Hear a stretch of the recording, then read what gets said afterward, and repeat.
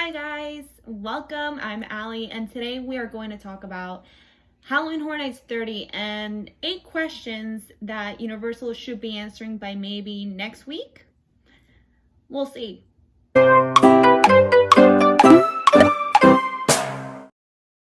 guys, so I'm just gonna go straight to the point, but before I do that, I just want to say this topic, I've noticed that on Twitter, on Facebook, people who are passionate about this event are taking opinions as people saying that, oh, it's going to be canceled.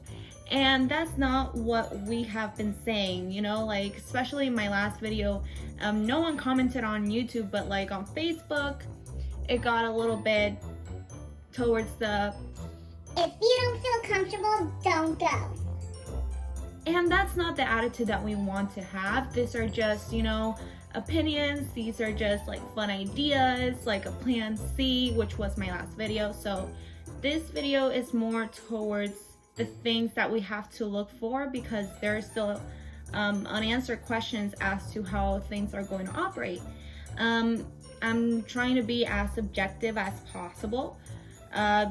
This doesn't say whether I wanted to close or not. These are just the possibilities, or yeah, like things that should be answered. So let's get right to it. So we're gonna start with number 1, which is the CDC guidelines. If you guys have not been to Halloween Horror Nights, or if you guys have been to Halloween Horror Nights, you guys know that this event, unlike, you know, regular theme park hours for both Universal or even Disney, what makes this event different is that it requires a lot of close contact. We'll get more into the specifics of it, but this event with the CDC guidelines will be very different. Number 2 is the ticket sales. So right now they're selling the RIP tour tickets. They're selling hotel packages, and they're even selling the BOGO, which is buy one single night, get another single night free.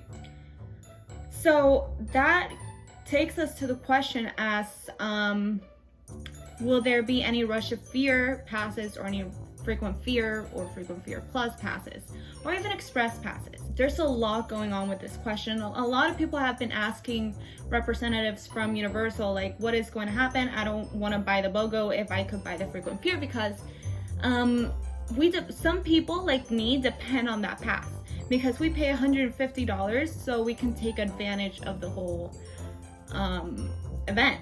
But what's the problem with this?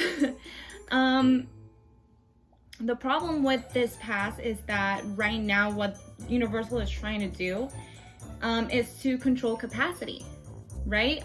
So this requires us Frequent Fear pass holders or Rush of Fear to go a bunch of times.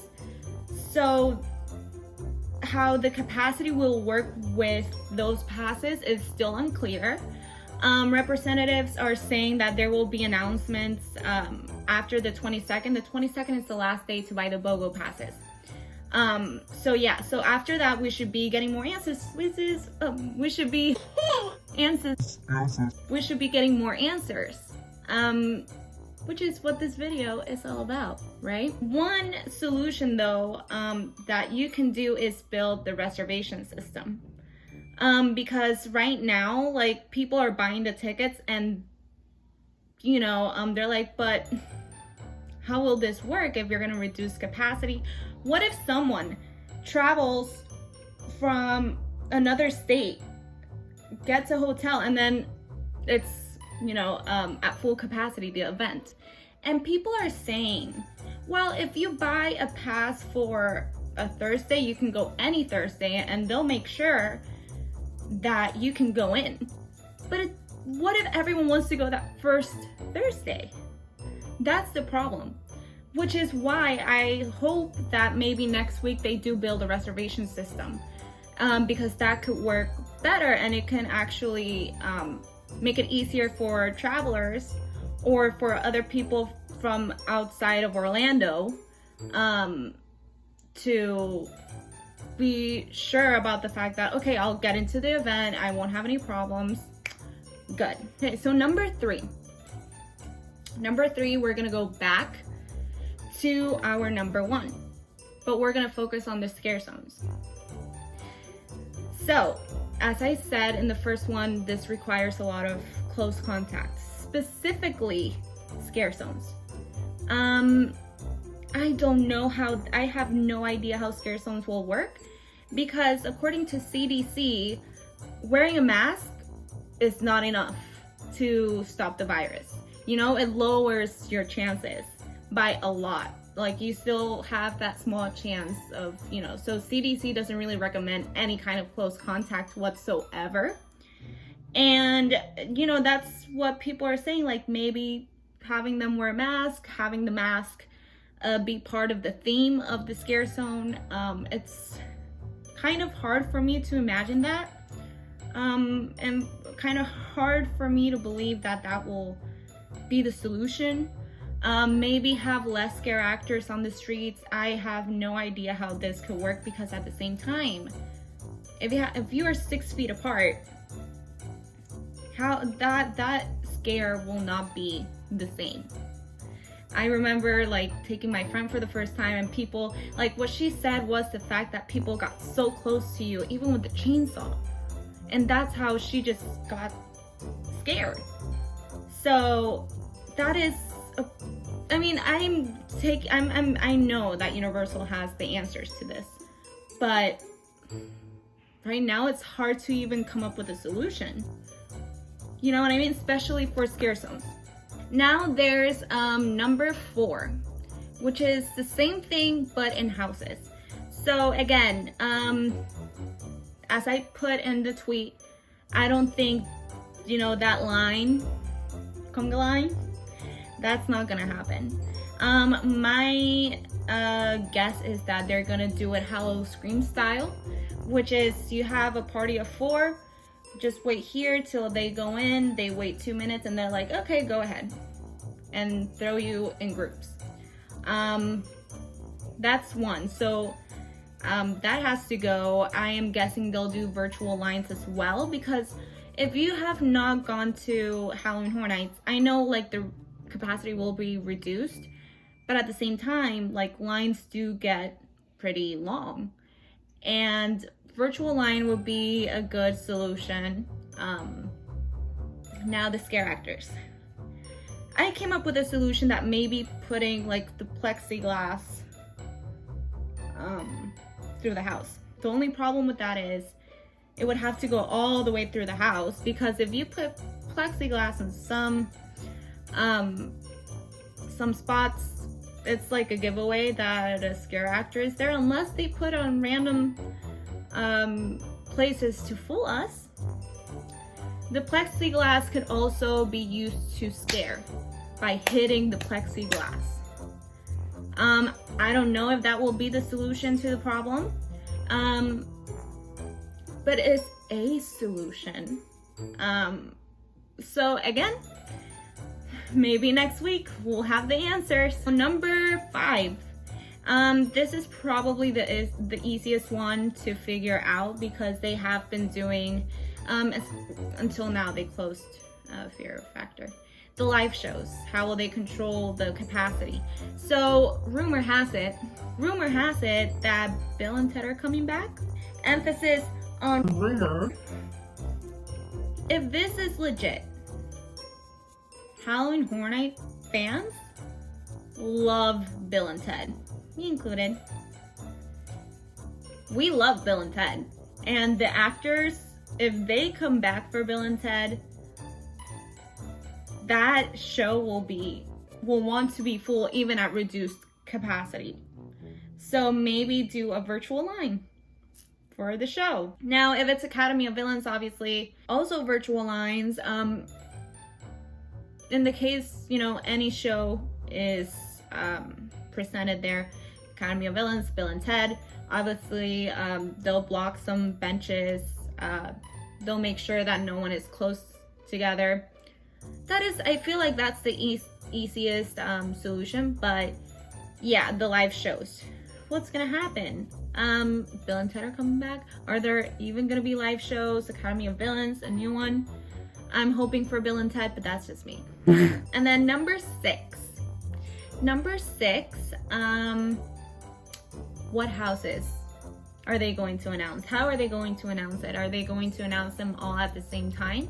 We still have no idea. If you're a Halloween Horror Nights fan, you know that by now we know all of the houses, or most of them, because they normally start by May, you know?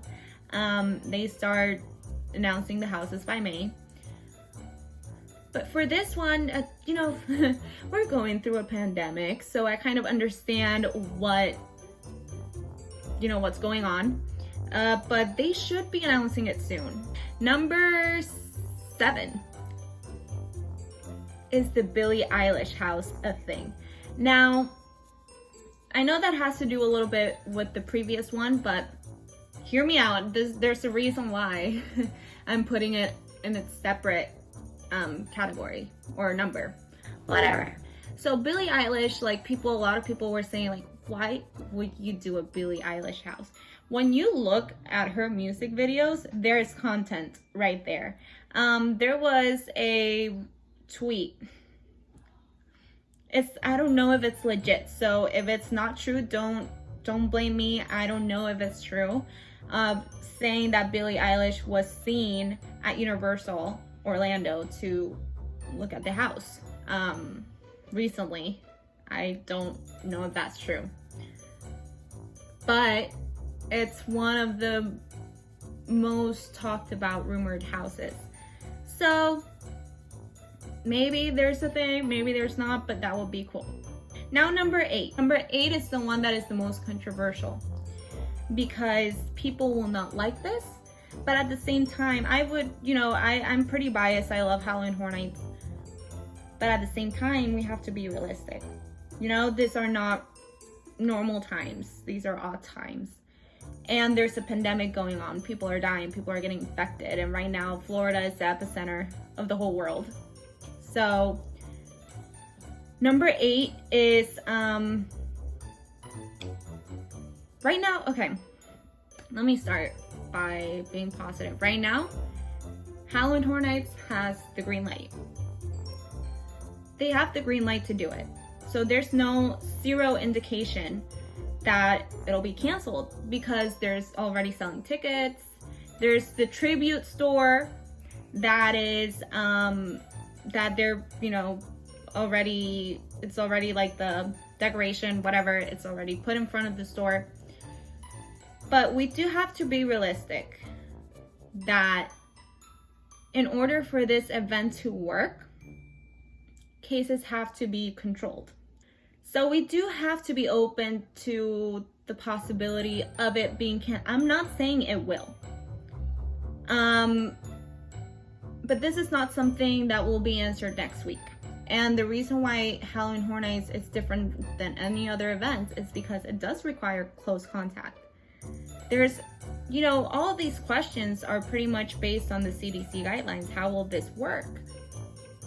And again, I'm not being, I don't want to hate on Universal. I don't want to hate on the event because it's an event that I've annoyed my family, my friends into, you know, like, I love this event so much. But I don't want this event to get a bad rep either, or Universal to get a bad rep either.